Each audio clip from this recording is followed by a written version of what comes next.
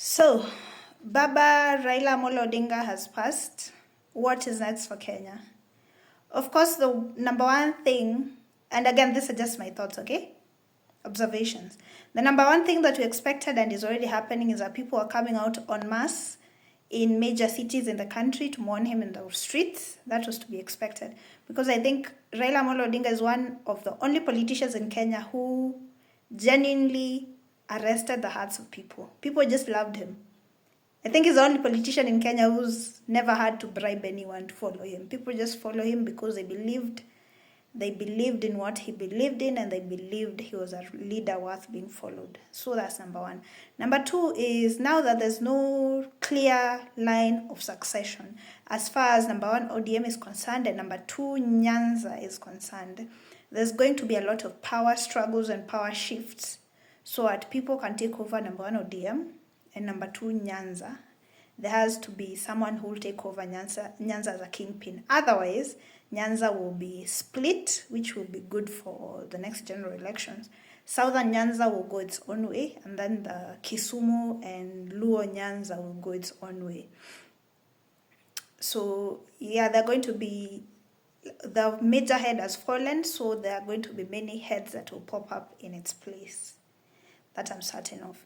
About ODM, there's a possibility that ODM will be splintered because, again, there's no natural line of succession. Of course, we are thinking about Gladys Wanga, we are thinking about Babu Owino, we are thinking about Edwin Sifuna.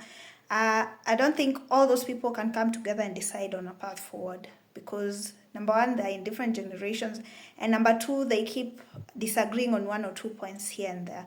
So naturally, I think ODM is going to be splintered. There are going to be splintered groups. It will happen almost like what happened with Ford Kenya and Ford Asili, something like that. Number three is that now the president has to come up with another strategy to win 2027 because from the patterns that I've been noticing, he had been banking on Rift Valley, Western, Nyanza, and Northeastern, and Coast to some extent to get him into State House for 2027.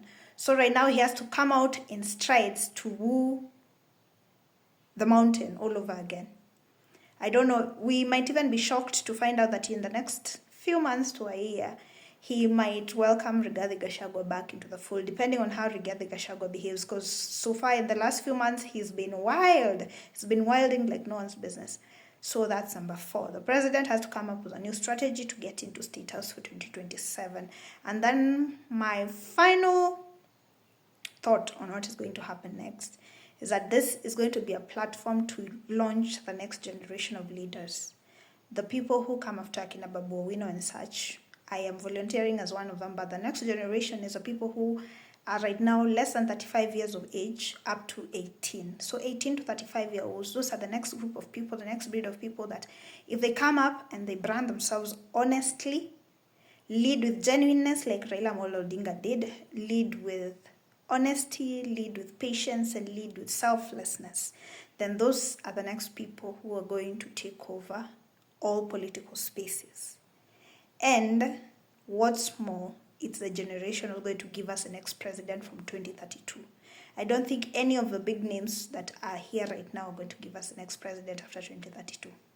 From 2032, there's a generation here in the middle which will be totally skipped and almost like erased out of history.